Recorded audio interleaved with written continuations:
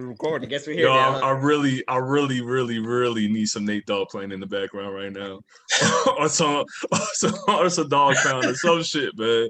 I'm gonna need some kind of Dr. Dre influence being in the background. Definitely. After we're done wrapping this up, you do the editing. That's what we need right now. All right, no more jokes. I'm sorry. You look fine, Mr. Remix. Mr. Random Remix. You look great. Nah, all jokes aside. All right, everyone, how's it going? This is Meet the Marauders. And you can see we have a full house once again, and we go welcome Mr. King back to the group. How you doing, man? Man, it's been a little tough working, man. I'm finally a working man again, so it's all good. Busy. See, you got the fresh cut too. Yeah, I had to get it, man. You know, just trying to be professional and everything, so I had to risk my life a little bit during the COVID time. So yeah, you work with people, don't you? So you kind of have to always be happy and smiling and shit. Well, that's always who I am, so not really too much worried about that, but I had to get the haircut and everything. So yeah, bro. Well, that's good, man. Welcome back. We've been trying to keep it strong without you, but it was never really the same. So we need our funny guy back with the grinning and smiling over there in the corner. So don't give them that much. Nah. And you the crack jokes on James again. So we were waiting for that. Well, I saw it was easily replaceable. I saw who replaced me. I was our substitute co-hosts, they show up every once in a while, and Palmer did hold it down last time. Shout out to Palmer. But yeah, we're back. Yeah, the co-host, the substitute. Yeah, welcome back, man, and welcome viewers, subscribers, and everyone else. Like I said, this is Meet the Marauders. We're here to give you content. We're here to give you about usually an hour of your time if you want to waste it, or give you something informative so it's not really wasteful.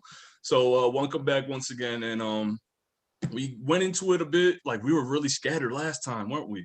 We kind of just talked about just random stuff. We honestly did not have any kind of a post for any of what we did last time, and I was surprised how long it took. I'm really surprised. I mean, just gonna let them know the background magic. I'm just saying, it's more, it's more personal. They know it's true. We try to make it more structured every episode. If you watch, I swear, if y'all go back to back to our first episodes where everyone was in there, you will see the disorganization of all of it and just how horrible it is. And I want to be able to say that, and then I could come back and see it like this and be like, yo, we were still really bad. We're only getting better. That's the whole point. So but get better as we go on.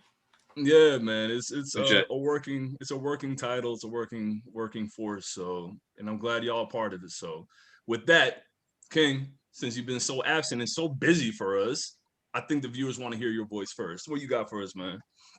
Well, I just want to say that. So you sure you don't want to take another hiatus? Like you don't want to leave? Someone calling you? It's all good. But as I was saying, so now it's outside of being busy and finally getting an opportunity to catch up on things. The topic I chose today was one of my favorite topics, one of my favorite childhood cartoons, and we talked about it in the past as well. Me and James actually enjoy it. So you talking about this time SquarePants or what? What you talking about? Oh, I actually love that too. To be honest with you, it's pretty interesting how Patrick actually plays his voice character.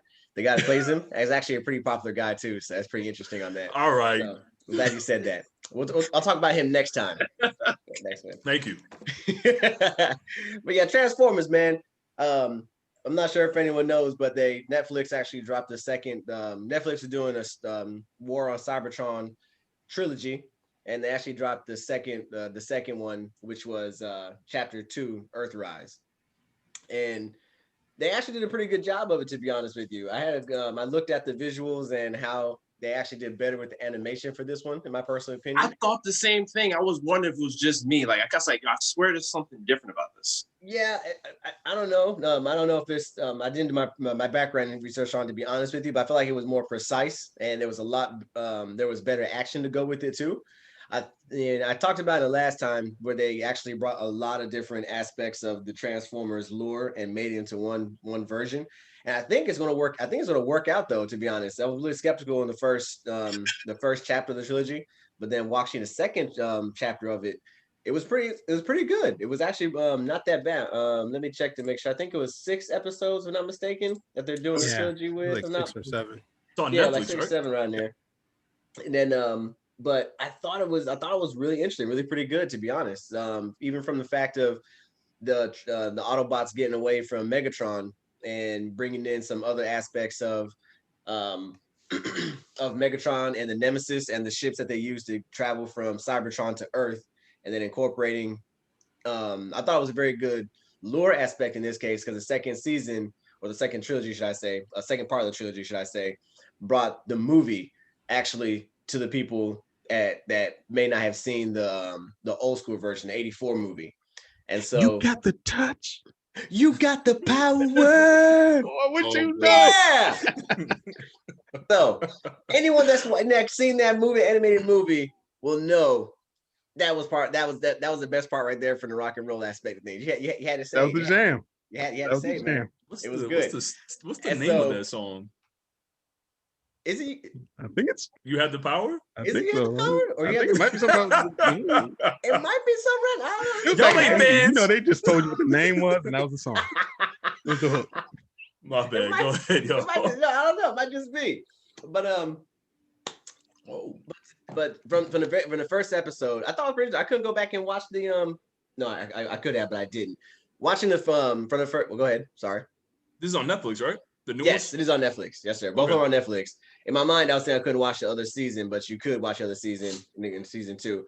But from the beginning, I guess a little time has passed from may have been like a little bit of time had passed from the first season, and so Megatron is going crazy apparently from the understanding of it, and he ends up being or speaking to Ultra Magnus's head, and so it's pretty interesting from that aspect. Just for the first episode, you see where Megatron's at, and you're just like, okay, he's gone overboard. He's gone overboard in this one, and I kind of get it. I kind of get it. No, I I didn't think he was overboard in the first season. I didn't think he was. I understand that once it's a good part too within the second season or the second part of the trilogy that they confront where Megatron, Ultra Magnus, and Optimus Prime were prime leaders to control. We're supposed to be leaders all together, not just separately. But things went astray and things went awry to where one thought the other was better than the other. And it's interesting. I thought, just to say the least, because of that fact that once again, all the lore is being brought together. The producers or animated producers made a very good job of making sense of it. Because you got one part of in the part 2 version from the movie, you once again have the leadership of the matrix of leadership, which got pulled into, and you're just like, well, hell, I thought they were gonna stay with the cube, and that they still got that going on too. So it's like, hell, don't know where to lead that from, but they did a pretty good job bringing it all together. Yeah, that did come out of nowhere. Yeah, and that's what I say. It did come out of nowhere because you think about it, you're just like he's had the Optimus Prime had it the whole time, and you don't think about it that way. You're still stuck on the most recent version of the cube. So at that point in time, you're just like, oh, there's no Matrix. But once again, we're surprised by it because there is a Matrix, and you're just like, oh well, he had it the whole damn time, which I didn't know. So now there's the prime leadership, right? Mm-hmm. Yep. Was it the Magnus protocols? They had don't make a mistake, the Magnus protocol. They had that in there too. Yeah. That went to one of the other characters. That went to a different character, but in this lore, it hasn't been given yet. It's just Ultra Magnus at the current moment that by his namesake, not necessarily his. No, didn't it leave him in the first season though? Are you talking about the virus? Well, the protocol, the Magnus protocol was in Magnus, and then when he died, it went to someone else in the end of the first season. Yeah, I'm sorry. Was it a Magnus protocol? Because Bumblebee got it. Bumblebee is the one that got it. So yeah, you're right. He got the Magnus protocol. Yes. Sorry, I'm thinking of the virus. And then, but yeah, so they incorporate a lot of different things from the different comics and the cartoons and the movies. So it's just like a lot to keep up with. But if you're a strong fan like myself and James, you put things in perspective and be like, all right, how are they going to bring all this together? And the second part of it, I thought it was interesting because they gave a lot of homage in the second part of it. When you watch the Ark being taken over by the scavengers, and they bring it back to a certain planet. The drilling, it looks like a drill, but the spot where they were going to go look at I always get the name wrong. the scavenger Transformers brought the Quintessons. I can never say it properly. The Quintesson. They brought the Autobots to the Quintesson. Then you learn that the Quintesson used to rule over the Autobots. Right. You're just like, well, hell, there's another part they added to it was pretty interesting. And the Quintesson on there is pretty interesting because in the movie, they have to come to uniformity or confirm all those attitudes and personalities to make one judgment call, which makes them all struggle because some of them have their own personalities. They're like a, I hate to put it this way, like a raindrop almost with 6 faces, or the 4 faces, my bad. 4 faces. So in the movie, they get captured by the Quintesson and sent to death. And that was always that they did. They kill all the Transformers, but they didn't explain that they were actually over the Transformers or ruled over them. But they got their freedom and do what they needed to do and whatnot by a different one. So the drill that was there paid homage to the old school movie because that's where the not Constructicons, I look for it now because I just had it in my head, in my mind. While you're looking for that, this is the same. I just looked this up, and this was a fun fact for me because y'all know I'm not the biggest mech guy at all. Yep. But the production that's done by this is from Rooster Teeth, and they're the same people that did the TV show Ruby. Have you ever heard of it? The cartoon. It's one of my guilty pleasure cartoons. It's not very good, but I like the world and the build for it. Is this their second time doing Transformers? I'm not sure. I just know that they're the ones that are doing the production for it. But just a quick little tidbit right there. Okay. So yeah, that's impressive. I like that. Rooster Teeth has definitely been stepping up with a lot of their production. I think they have another popular series called Red versus Blue, and that deals like with Halo pretty much. Like they have Halo matches, but they actually draw them. They're not actually playing the game, but they're actually like the Master Chiefs all together and fighting each other. It's supposed to be comedic. That's an old school one, right? Yeah. But they've been getting into it. They've been getting into a lot of good production. But all right, my bad. Go ahead, Kane. No, you're good. You're good. I said I found it was the Junkians, and so the Junkians in the 1986 version of the movie. I actually liked what they used to say. Men eat ground up wheat mini bone. And that was a little aspect of the cartoon movie where that meant that was like a passage of being friends or showing being friendship to everybody. Okay. And so they went to war. They went to war with the Autobots at one point in time in the movie because they were trying to come on the planet and they end up fighting them and whatnot. But they showed homage to that because of the drill that the Quintesson was on. They used that ship to go fight Unicron later on in that as well. So I thought it was pretty good homage to it also for that. But my favorite part of this, part 2, then also my favorite character too, is Galvatron. I knew I saw his face on there at one point in time. I didn't know if he was actually in it or he was gonna be for a short-lived moment. But I like how they incorporated Galvatron into this because of the fact that he wasn't there too long and he didn't spend his whole damn time sitting there being crazy. And so if anyone's seen the movie, Megatron gets killed in the 1986 version of the movie, and Unicron turns him into Galvatron to do his bidding.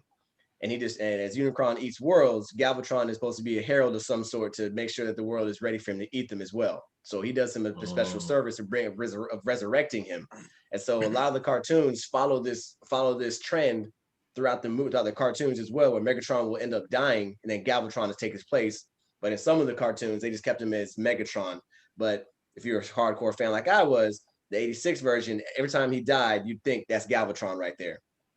So Galvatron comes into the second version of it and pretty much wreck shit with the first five minutes he's on there. And I thought that was pretty dope. What I really wanted from him though was for him to transform into that goddamn cannon and just try to shoot goddamn Starscream and just blow him off the fucking earth again. I wanted him to do it so bad, but he didn't do it, man. I was like, come on, man. But that would have really paid a good homage to Galvatron in the actual movie because he disintegrated Starscream on the 1886 version. I thought it was pretty dope.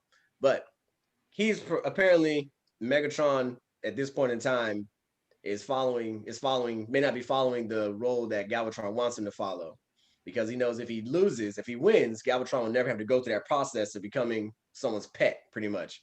And so he somehow got the nose. It was never explained how he got there, but yeah, But once he gets there though, he's trying to make sure that he doesn't. And the crazy thing about it is he doesn't want to exist. That's the thing that makes you like, okay, well, something crazy must be going on in the back end, and you never know. So I thought that was pretty dope. And then the Skylynx version, not version, sorry, having Skylynx show up within the trilogy was really good aspect, because you never see him in any other you never see him outside of the older versions, or even in general now. Like if you heard the word Skylynx, you wouldn't be thinking of that Transformer, to be honest with you. But he was a jealous Autobot too, to where he thought he was strong enough to hold the Matrix of Power. And but unfortunately his attitude and his egocentric attitude wasn't worthy of holding it. And so he got banished to a little realm where he was by himself for a long time, pretty much. But watching the show will explain that to it as well.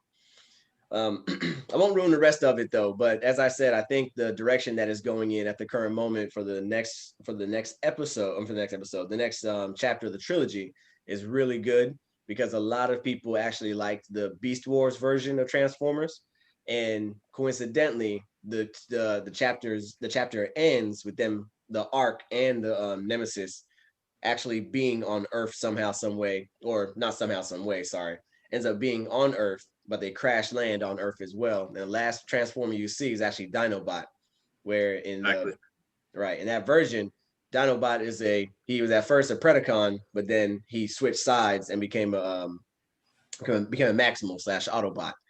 So it's pretty interesting on that, because in that version they were looking for they're looking for these discs that were supposed to help them get off Earth, and Galvatron left the disc actually for Megatron, and I don't know if actually Megatron grabbed it, but it disappeared in the middle of it somehow, some way in a fight.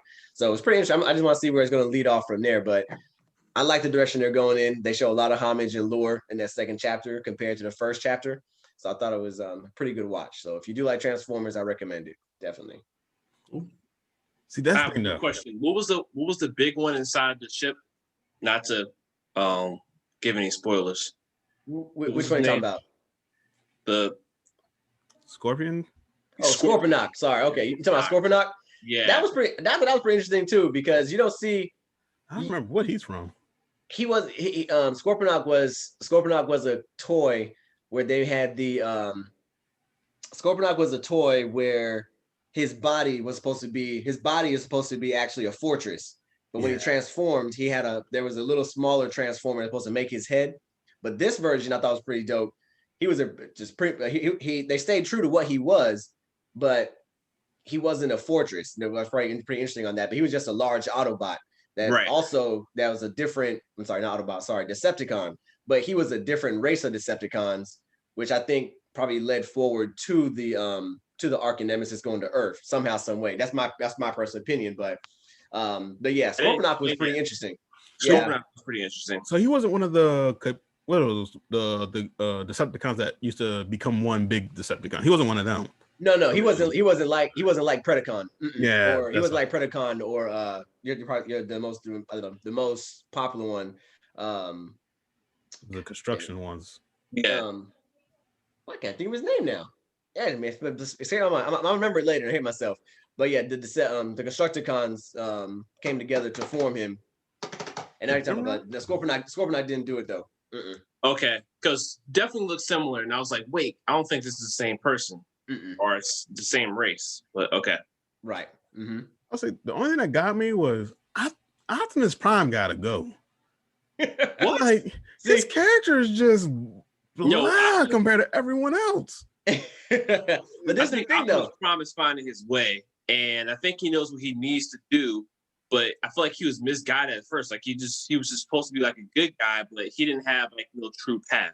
And now you see Megatron is just basically wants power and energy, and he's going down a really dark path. And now you see how they weigh good versus bad, or white versus evil, depending on who you want to kill and what your objective is. So you have to decide which is the best side.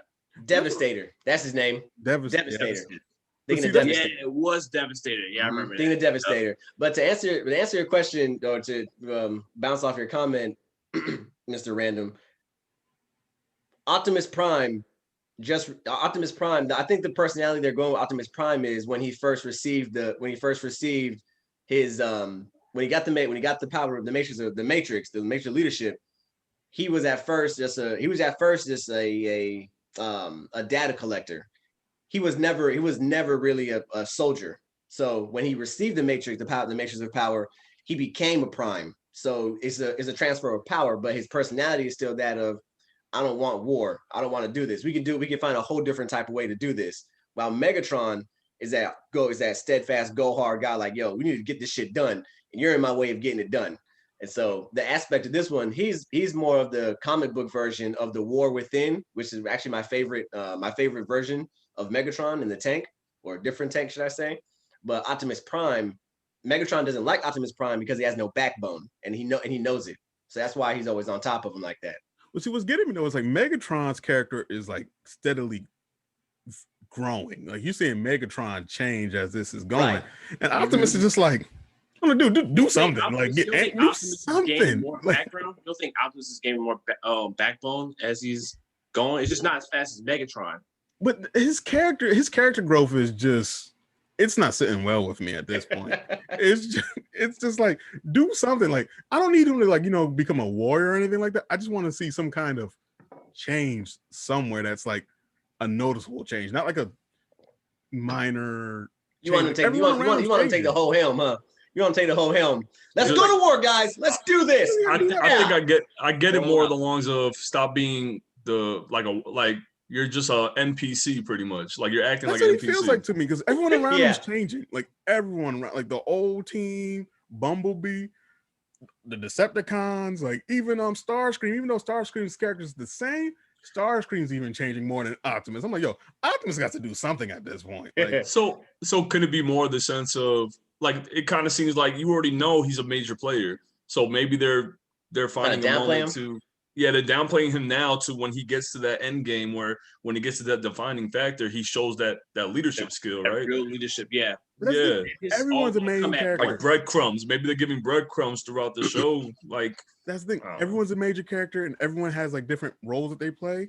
And his role to me is like the most forgettable out of all the characters in the show so far. It's gonna be mind blowing when he takes over the helm, wouldn't it? He already has the helm.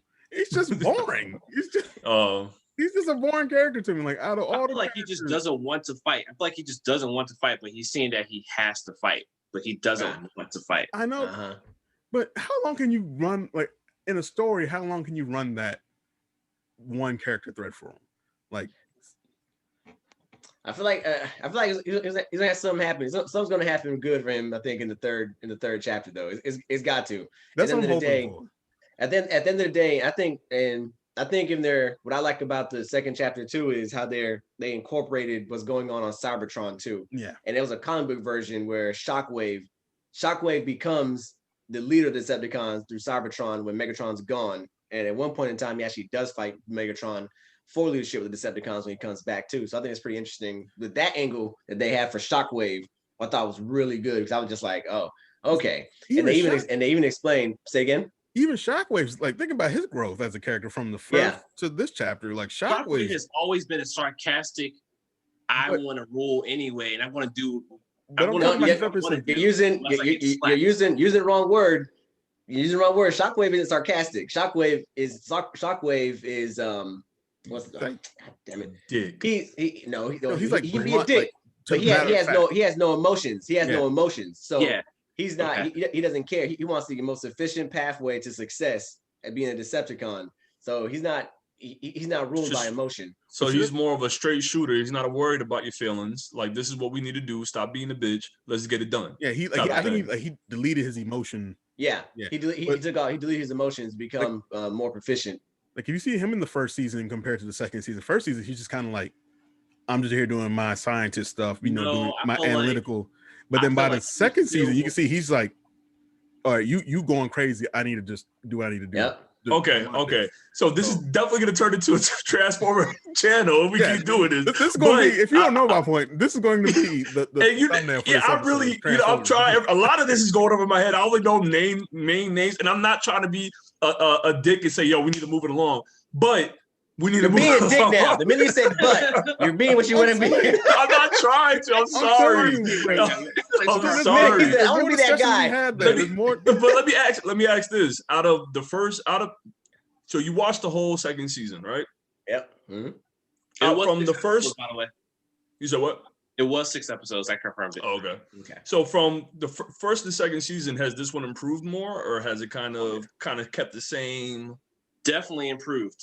Yeah, I agree. I'll give it an Definitely Production, character development, other than character Optimus development, Prime. the story timeline, how they incorporated everything, where it's leading off to, like the cliffhanger, like you want to watch now. When I watched the first season, like this is my take. When I watched the first season of it, I was like, yo, this feels like blah. Like I don't like how they're drawing them. Yeah. They seem too cartoonish. They're not. Because y'all mentioned on the channel one time that it wasn't good. Right. So That's like how I when felt about it. so if I'm doing this, if I'm remembering it right, so the first season was blah or bland, but this one is showing some kind of progression that no, I mean y'all are going back because y'all are diehard fans, I know that, but as a diehard fan, y'all can say, yeah, this is exactly what I want.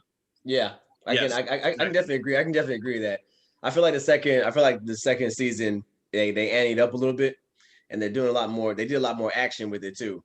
I think the first one was just a setup to let you understand this is the past of Cybertron, and then this is what they're going to do to protect, not protect, but this is what they're doing now to get off of Cybertron or to get reclaim it, whatnot. So, The way they ended is a major cliffhanger, or you guys kind of have a general idea where they're going to go with it.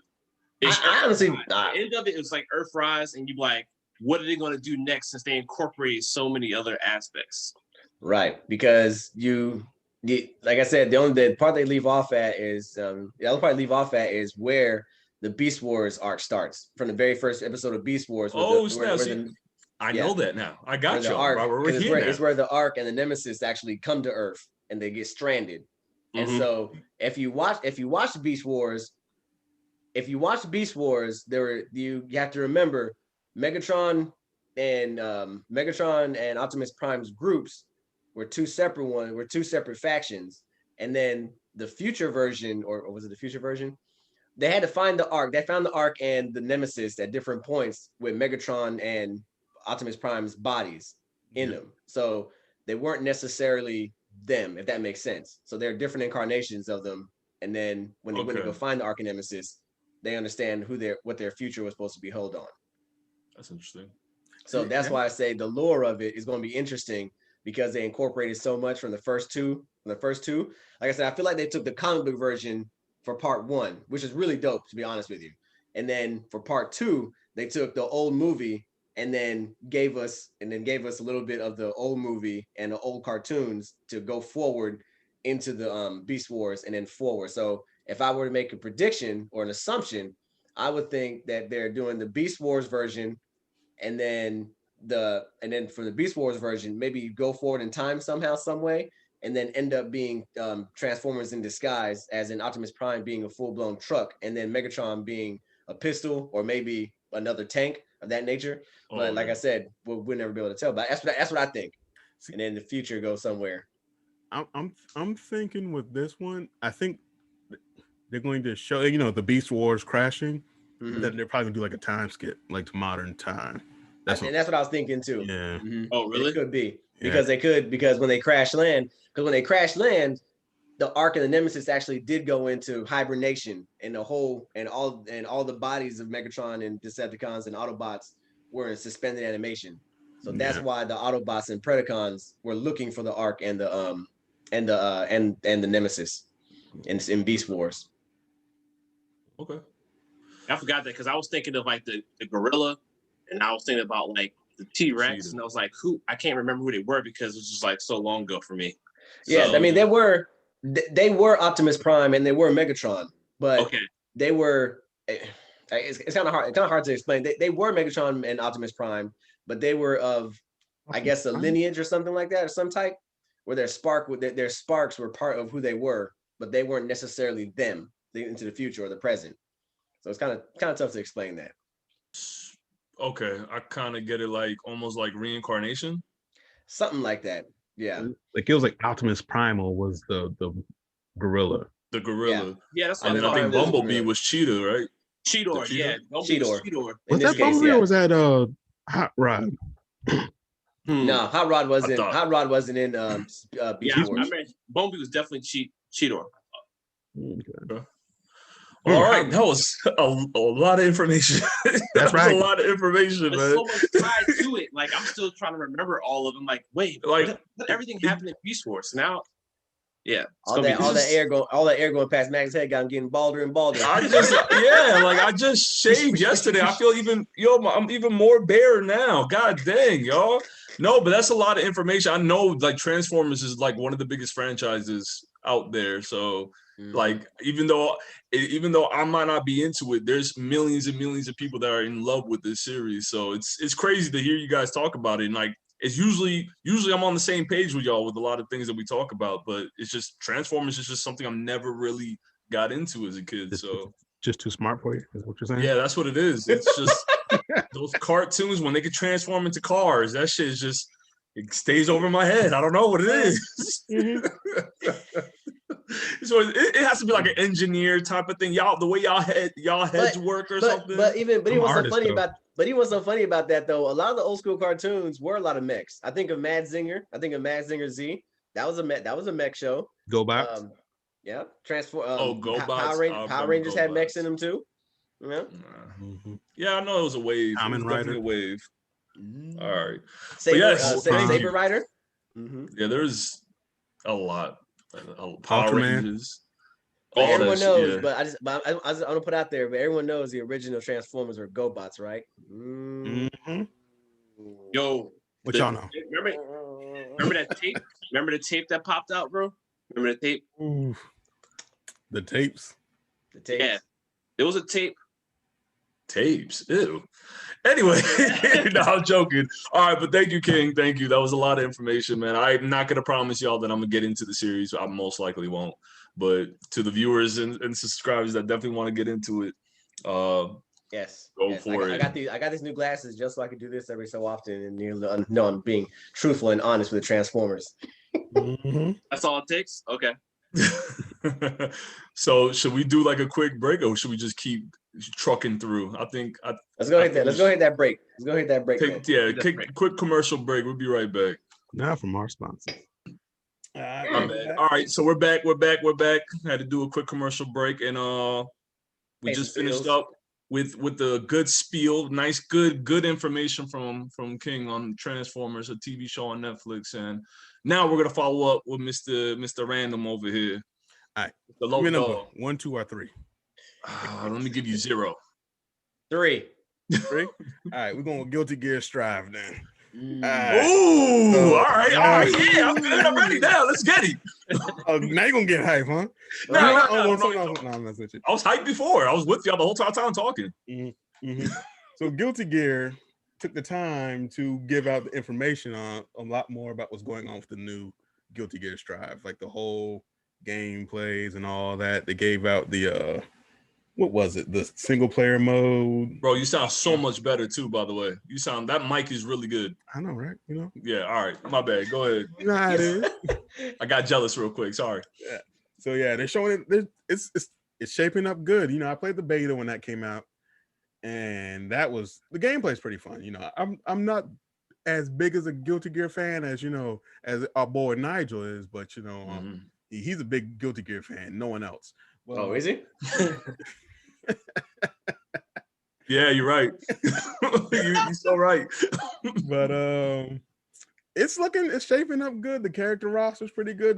They got, what was the most recent character that they do with the glasses, right? I was just about to look him up. What was his name? Something Mito. I'm looking him up right now. Angie Mito. Angie? Okay, you got him. Yeah. Like that was one of my dudes back on the original PlayStation 1. Like the new dude, Zagoryuki. The Goryuki. Which one? I don't know where to see. He's the black dude with the dreads. Oh, yeah. I think his name is Zach. Oh, I have no idea where the Z came from. It's the Goryuki. But he's looking good. Giovanna, she looks. Ooh! I said, she look all right. Bro, yo, Giovanna about to be my next one, bro. Like that, whatever that persona she has. Oh my god! All right, go ahead. Get good at not Blast Blue, but at Grand Blue. Before you get up. Yo, my TV over here is beautiful. Like it's very. I could play you in like a week or two after I train some more. But I got you.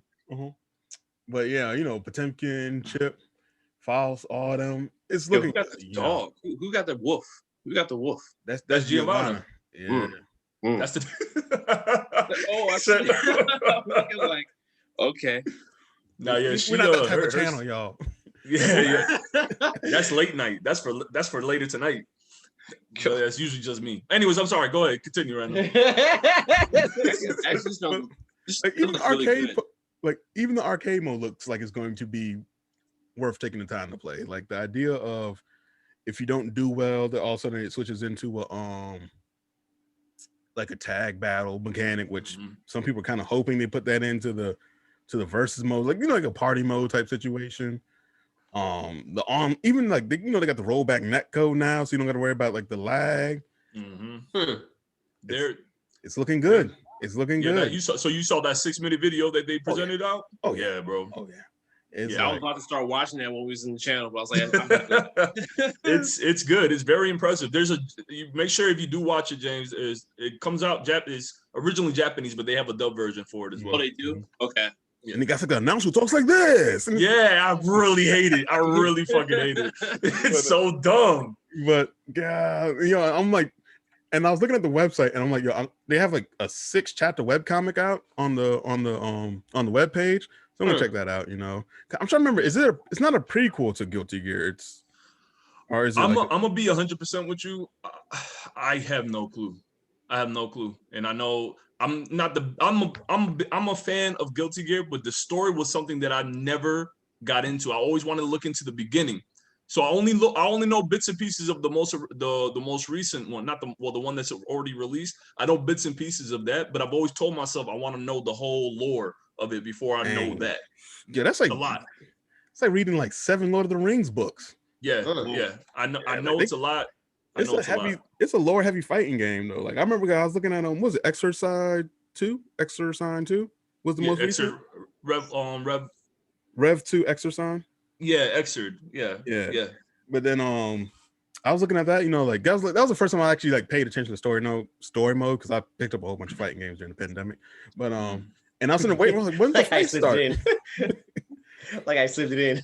Like in the pandemic. Slid it right in. But I was like, when's the fight start? It's like, no, it's like these Guilty Gear story mode is just like watching an anime.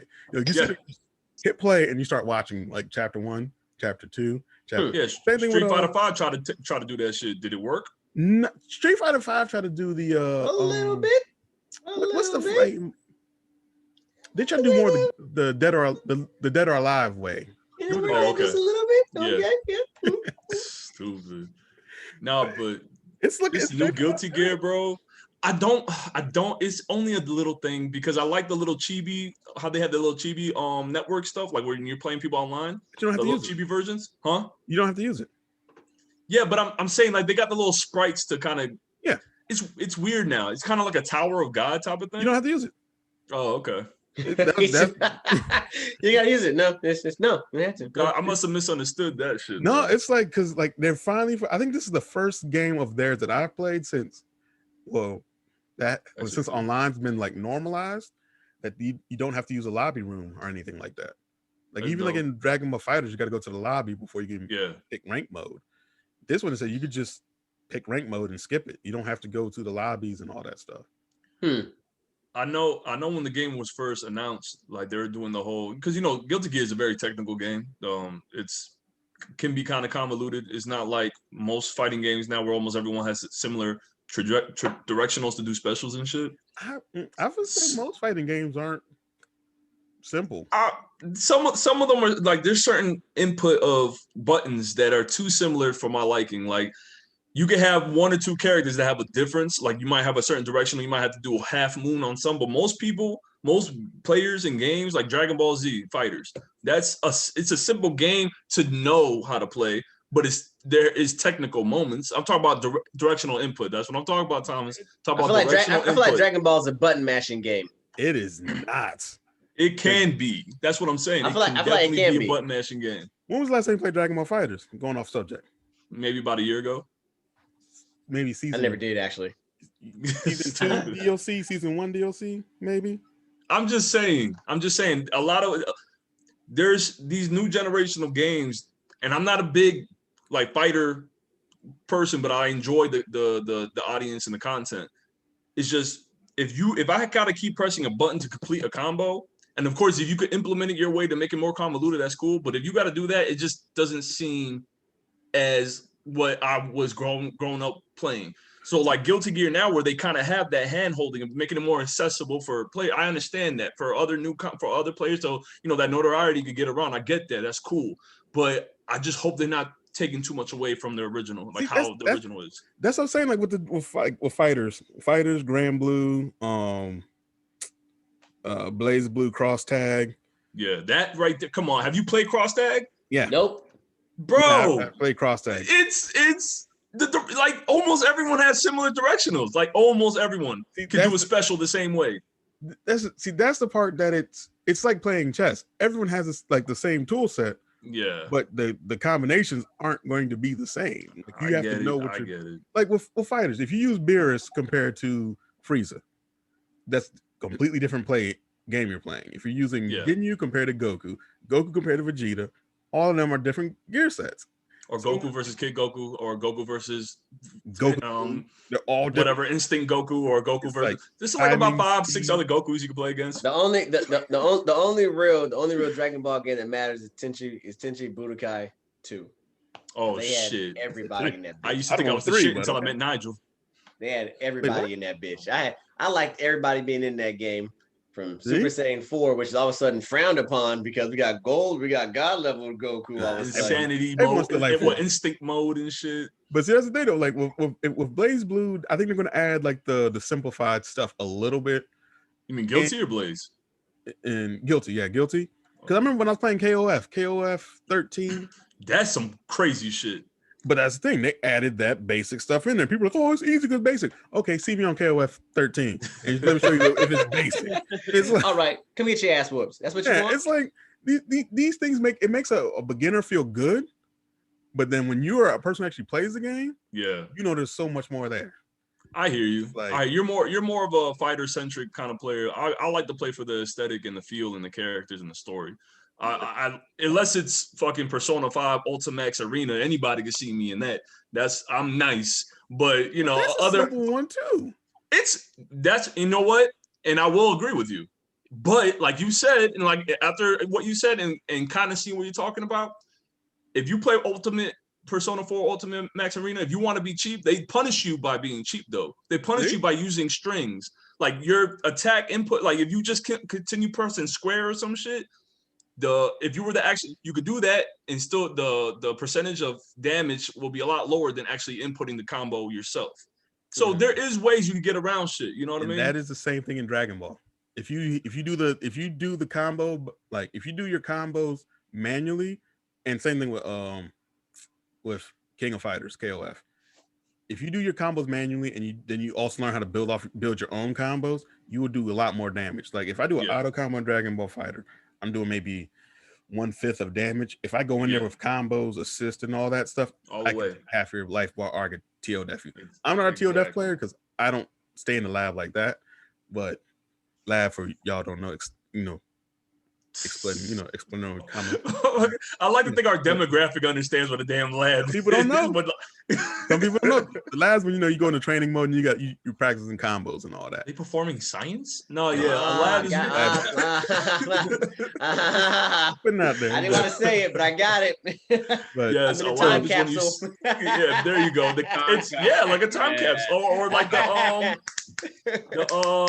what's hyperbolic time chamber, whatever. That's pretty much all it is. But Guilty Gear is gonna be crazy. I already know I'm getting it, man. I'm buying it. That's one of those animated games that I love to get. I love to fight. I love to play. I love it. And the fighting game community, if they don't find a way to make games fun for beginners, we're gonna go back to that long drought of like not having fighting games again. And that's true. And that's one thing I would definitely concede to that. That is true. I do think the accessibility for new players is a big deal, and it really gives that popularity, that notoriety for other people. Like I don't know if all you, I don't know about James and King, but I don't know if y'all are really big into the fighting community. I'm not saying I am, but I know when it comes to stuff like that, you see, like y'all never played Guilty Gear, have y'all? Have you seen his bison though? It's crazy, man.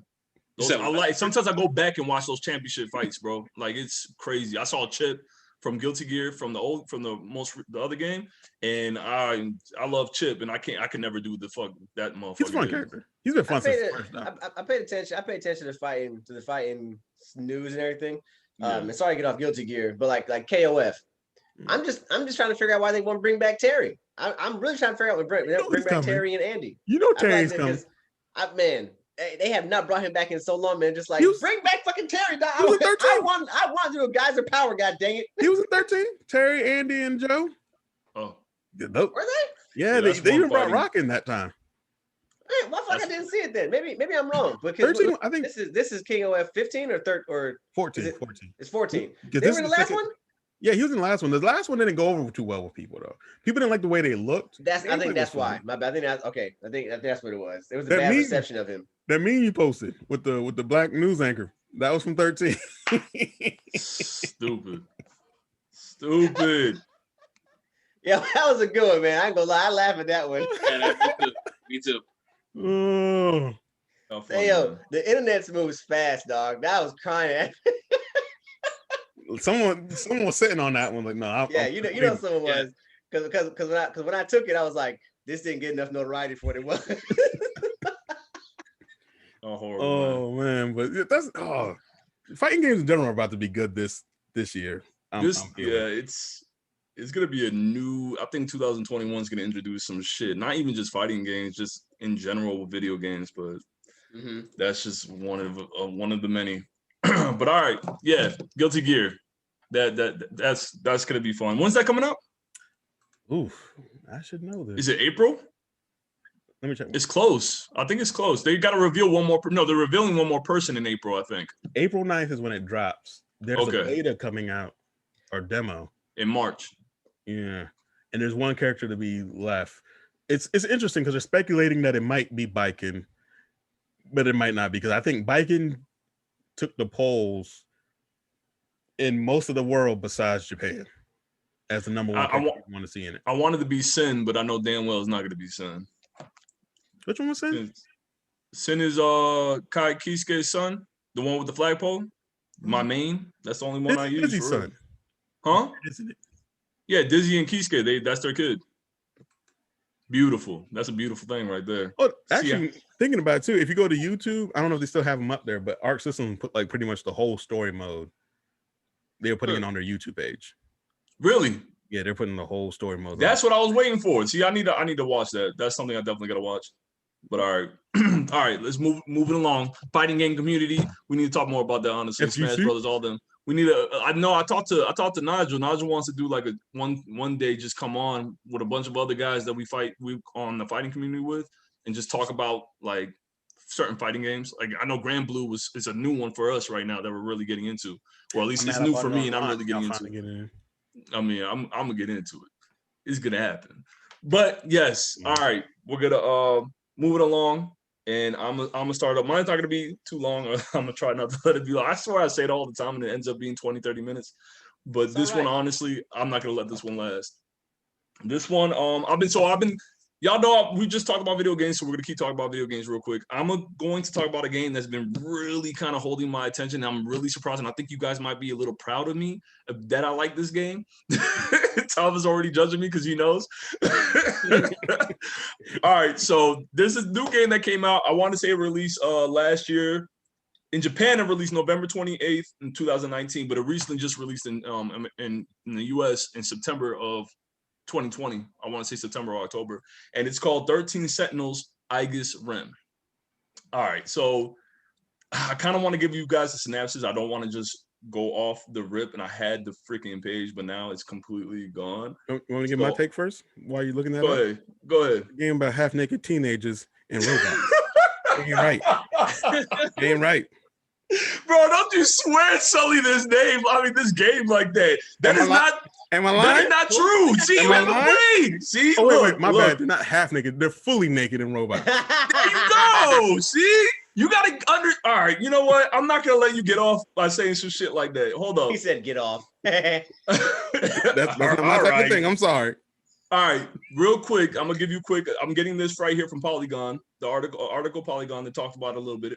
All right, this is VanillaWare's 13 Sentinels Aegis Rim. It's a visual novel attached to a real-time strategy game about what else teens and mechs. So I'm reading an article. Teens and mechs, all right? Here, the mechs are real robots called Sentinels, and they feature in both modes of the game. There's the mystery box story of the VN section called Remembrance Mode, where players navigate the many branching paths of the game's tutelar 13 characters. There are 2 more pilots that you don't play as because plot. In RTS Destruction Mode, the mechs are placed on tactical map where they defend humanity against a kaiju invasion. Kaiju meaning giant monsters or big aliens or big mechs. Godzilla. Yeah, exactly. Shout out to Godzilla and King Kong. That movie just came out. My son's a huge fan. So, but yeah, it just came out. I thought it got pushed back. It came out 2 days ago, I think. Did it? No. I think it got pushed back. Did it get pushed back? We got research. I thought I just saw a commercial. I think it came out just yet. I thought it came out on the 24th. All right. Well, anyways, this game is something I would never thought I would like 31st. or even March 20. Oh, March. So they did move it. Yeah. All right, my bad. But yeah, I know there's a lot of memes out. People are joking about it. But yeah, this game I was really surprised that I was gonna get into. Y'all all know, even though we just talked about it, mechs aren't really my thing. I never was really to get, and there's only a few animes I could get into with mechs. But this game, I think obviously the visual novel aspects is what really attracts me because that's kind of my shit too. But going in, I knew I wasn't going to like the mech portion. but as I played it, I really sat down and played this tactical board type mech stuff, and I was like, "Yo, this shit is fun. Like, this is it's not like playing chess or anything, but you're planning out. It's sort of, I guess you could kind of compare it to the thought out process of how you have to attack. It's Valkyrie Chronicles. If anyone's ever played Valkyrie Chronicles, anybody here? Sully Valkyrie Chronicles. Bro, you bugging. Don't say shit until you play this fucking game, bro. You bugging. You are bugging. I give you the Obama hand. You are bugging, bro. No. Let me tell you. Yo, put your lokes back on. No, but look. Let me tell you. Deadass, let me tell you. Hold up. Let me tell you, bro. I'm telling you, this game, yes, it has really anime, tropey, generic shit. But it doesn't take away from the story. I think the story is what's really compelling for it. And we've had the discussion where character development and story go hand in hand, and there's a lot of it. It's some anime shit, but there's time travel involved. There's mystery involved. There's half naked teens. Oh wait, no, there really isn't. You don't see any of it. It's like, honestly, for all jokes aside, VanillaWare has a good track record, or at least I know of Dragon's Crown as being, and that's it could be a little exploitive and etchy and fan servicey. But I think with this game, all jokes aside, this game doesn't have a lot of fan service or at all. Like, there's only one character that has fan service, but I think it's intentional. I think it's really intentional for what's really happening happening within the story. Huh? They have one in every. They can't have a game without it. Well, I mean, I can't. I'm not going to argue about that because yes, I think a lot of the exposure, a lot of the fan service is what pushes. I feel like certain particular people like that for that. Not me. Honestly, I'm not that guy. I'm really not, bro. I'm really not. I've never liked fan servicey ass shit, but what really makes me enjoy is the mystery aspects of it all. That's what it is, honestly. Check it out. Built up the video I didn't see any mystery part of it, but I guess how's that introduced? Because I just seen them fighting. I just seen them had a couple of characters walking down, and all of a sudden something happens. And next thing you know, this is also a visual novel. There's a lot of you have to get certain texts within conversation that can lead to other portions of the game. Like there's certain linear paths you can go, but if you get a certain keyword within conversations, or if you pick up a certain particular object, it could kind of deter you away from that linear path, and it kind of gives you a better idea what's happening with the story and the development within the game. I'm telling you, yes, I get it. It's you think it's just gonna be a typical fan service type of game, but it has mechs in it, and I like it. So that's saying something right there. Mechs ain't real mechs. So I'm just, bro. I'm telling you, play. How do you compare this to Valkyria Chronicles? I'm talking about the tactical. The tacticals are nothing the same. You set out there's certain pieces, like you have certain particular people that do certain things. That's exactly what this game does. Only certain Sentinels have certain. Maybe that one part. Yeah, that's what I'm saying. That's the only thing I can compare. I'm talking about the things that I can compare it to that I've played. I've never played games like this other than Valkyria Chronicles when it comes to Valkyria Chronicles is turn-based strategy. It's turn-based strategy RPG. Yeah, this one's it has turn-based qualities as well. But then when you play Valkyria Chronicles, it's when you're in your turn, it's action-based. This is Thomas, I'm telling you, it's the same thing, bro. You played the game, I'm telling you. I'm not saying it's exactly the same. I've seen the battle, like the combat system in that game. They are not the same. It's similar to me. It really is. You're talking about Valkyria Chronicles, you like actually like fight inside the characters, and you like kind of like first or third person, but in this game, you're like tactical, so you like moving pieces on a chessboard. You're gonna hit square 11 or I-13, and you're gonna hit a whole line. It's more like a tower defense. Yeah, it is a tower. It is. Yeah, I got you. I'm just speaking on the portion of how the similarities of where you put your pieces, where you put your people, where like how you're going to progress, what's going. Like I just see the sort of like you have to have some of that foresight of what's going to happen next. That's where I see the similarities. I'll give you that. And once again, that's the only game I can compare it to because I never played a game like this before. Never. I've never been a fan of this type of stuff. So my friend gave me a suggestion to check this game out, and usually he's right about him and I. We have similar tastes. So when he said, "Yo, Max, play this," I played it and I loved it. It's a good game. That visual novel aspect, that's probably because you don't even like it's what there's the visual novel gameplay, then there's the battle gameplay. They're separated. They're not like you're playing a visual novel and then all of a sudden you enter in a battle. You got to go. There's when you're playing the prologue with someone, like when you're playing the first 7 characters you're allowed to play with, or at least know their story. In that portion, when you hit certain dialogue, you move into the tactical portion of it. But you got to go after switch. Yeah, you switch over to it. It's not like in that moment. You know what I mean? Because there's a lot, like I said, there's a lot of mystery. There's a lot of time travel involved with this as well. Usually, it's not something I'm usually really into either. But I love time travel. You said what? It's crazy it has time travel in it because, like, I didn't see that in the preview that I watched. Like, so I'm exactly. Atlas was the publisher of this. They're the ones that published this. They did a horrible. They're really good. They did a horrible job of marketing for this game. Horrible, in my opinion. This game is not made for a lot of people. It's not made for a lot of people. I will definitely I would agree with you on that because I think the visual novel aspects, if you don't like to just sit down and read a lot, you're gonna be turned off from this. Oh, forget it then. I'm over it. Y'all joke, but that's what's gonna make people walk away. Oh, I just gotta sit down and watch these little kids talk all the damn time. Nah, I'm good. Little kids who are naked. They're teenagers. They're teenagers in mechs. Y'all love fucking Gundam, and they're like 16 in that shit. The first Gundam. I'm talking about the one for Toonami. First Gundam was not. He was a grown man. I'm talking about Hero. Wasn't Hero like 16, 17? That's not the first Gundam, sir. I'm talking about the Gundam from Toonami. The one that I remember watching. Yeah, that one. Us three are old school with the Gundam. Yeah. Iron-blooded orphans, though, those was definitely little kids. I mean, clearly, it's got a title in it. Orphans. Yeah. The next one is gonna be grown again. I'm just saying. I'm a 22-year-old orphan. I might get shitted on for this, but like that was honestly, it might be the best one. But that's a top-notch one. That's a top-notch one. It is a top-notch one. I ain't gonna lie, it is a top-notch one. But my favorite is always G Gundam though. I think the G Gundam one is just really outstanding. It's 00. Okay. 00. I'm trying to think. I don't know. I gotta remember. Yeah, I mean, like I said, it's a good game. If you don't mind the visual novel aspects of it, if you like the whole discovering things, because there's been a couple moments within the of playing that they psyched me out. Like I thought I had it figured out. I thought, or at least I not you. They psych you out, not you. Exactly right. Y'all know me. I'm like, but no, it was really.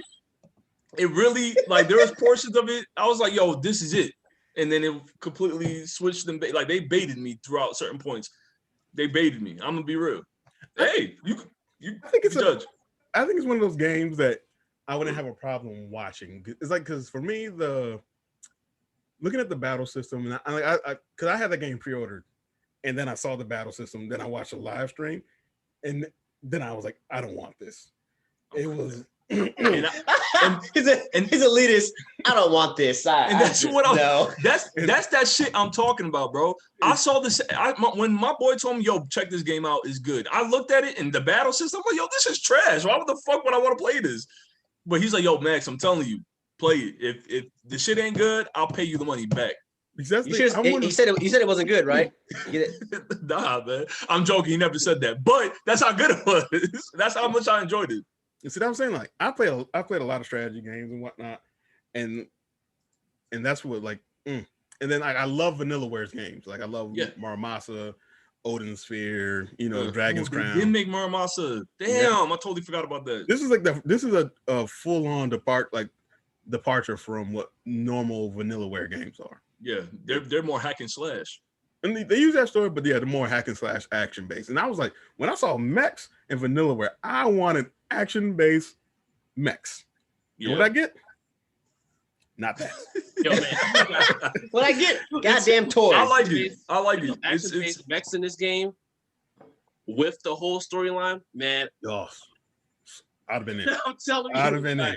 It's good, man. Yeah. You know what? Like I said, this is it's kind of catered to my stuff when it comes to the visual novels. I love the mystery aspects behind it too. The story kind of opening up slowly but cohesively enough where you could call back certain moments. Like there's 13 characters that you can see their storyline, and all of them intermix some kind of way, and that's what really makes it a lot better for me too, because you start falling in love with certain characters. Like you really enjoy some of these characters. And then some of them start transforming more into, you know what, fuck this character. I don't like this character anymore. But then it gets back to, okay, this character's not so bad again. Like I'm only like 14 hours in, and I heard the game's like 14 hours in. Yeah, I'm only in 14 hours, and I've heard it's up to 35 to 40 hours. So yeah, well, it's not that bad. To me, when I look at it, do you think it's like you're in an anime? Do you think it's like you're in a mystery anime and it has fighting scenes to it? Okay, Deadass is a mystery anime. Like, have you ever seen Steins Gate? Any of y'all ever watched the anime Steins Gate? Yeah. I get certain Steins Gate vibes from this. Have you played Steins Gate? The visual novel? No, I want to get into it though. I think they have a new one coming. Yeah, I'm gonna get on Steam. That's gonna be one of my Steam games. The newest one is Zero, I think. Something Zero. No. Yeah. Steins Gate. That's the anime's good. I haven't played the video game, but I know the anime is amazing. Like when it comes to the time travel portions of it, like how they're like intermixing, they don't really hold your hand. This is what this game does. I like their scientific note. I like that part of the Steins Gate series.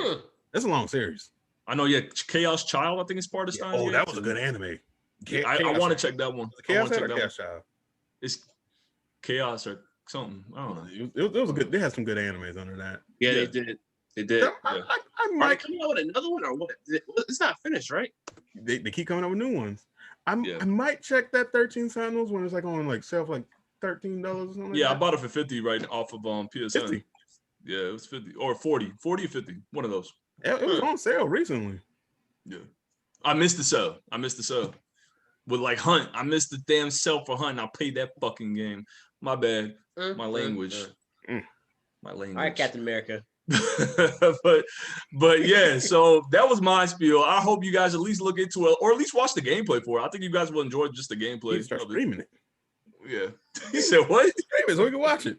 Streaming it, yeah. I could stream it. The internet connection here is actually not that bad. So it's actually really good compared to the other place. Your new bunker. All right. What? Bunker. It's a bunker. But yeah, so we have anything else, fellas? We good? We good? All right, man. Yo, once again, this is Meet the Marauders. We have Max, Lope Dog. I'll play Mr. Thomas /Random. We got King and we got James.